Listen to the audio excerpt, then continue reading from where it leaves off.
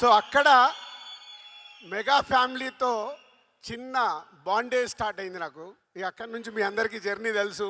ఒక ఖుషి, గబ్బర్ సింగ్, ఇలా ఎన్నో సినిమాలు.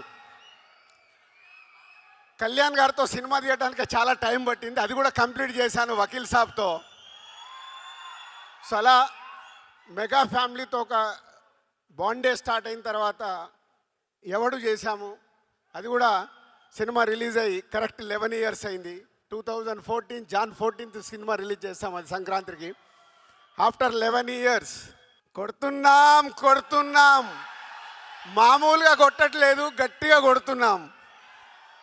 శంకర్ గారి సినిమాలు మనకు పాటలు, సీన్స్ ఏదో సెల్ ఫోన్లో చూస్తే కుదరదు, అది బిగ్ స్క్రీన్ మీద చూసినప్పుడే ఆ మ్యాజిక్ 4 times ఉంటుంది. అదే గేమ్ చేంజర్.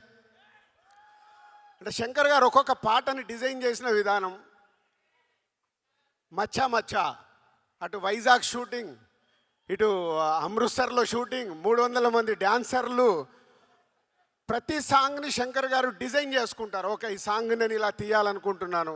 ప్రతి సాంగ్కి ఒక టాప్ కొరియోగ్రాఫర్ని పెట్టుకొని డిజైన్ చేస్తారు. అట్లా మచ్చా మచ్చా సాంగ్ కానీ, నానా హైరానా న్యూజిలాండ్లో చేశాం. అది చాలా ఎక్స్పెరిమెంట్ చేశారు మళ్ళీ ఆ సాంగ్ని శంకర్ గారు. అది రేపు మీకు థియేటర్లో చూసినప్పుడే అర్థమవుద్ది శంకర్ గారు విజన్ ఏంటి ఆ సాంగ్లో. అలాగే మీరు ఇప్పుడు ఈ సాంగ్ చూశారు, దోప్ సాంగ్. అలాగే జరగండి.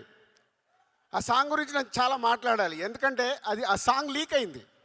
లీక్ అయిపోయిన తర్వాత రకరకాల కామెంట్స్ చూస్తున్నాం. శంకర్ గారు నేను అడిగాను, సార్ లీక్ అయింది సాంగ్, మనం రిలీజ్ చేసేయాలని. అలా అనుకొని ఆ సాంగ్ రిలీజ్ చేశాం.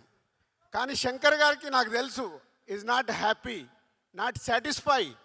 కానీ అది రేపు మీ అందరికీ థియేటర్లో చూపిస్తాడు. శంకర్ గారు ఆ సాంగ్ ఏంటి, ప్రభుదేవ గారి కొరియోగ్రాఫ్ ఏంటి, రామ్ చరణ్ గారి డ్యాన్స్ ఏంటి, రేపు మీకు థియేటర్లో చూసినప్పుడే అర్థమవుద్ది. సో నేను దగ్గరుండి చూశాను. అలా ప్రతి సాంగ్ని డిజైన్ చేస్తారు శంకర్ గారు. ఈ సినిమాలో ఉన్న 5 పాటలు ఒక బిట్ సాంగ్, దేనికదే అన్నట్టుగా. మీరు 4 చూశారు, ఇందాక అంజలి చెప్పింది ఇంకొక సాంగ్ ఉంది.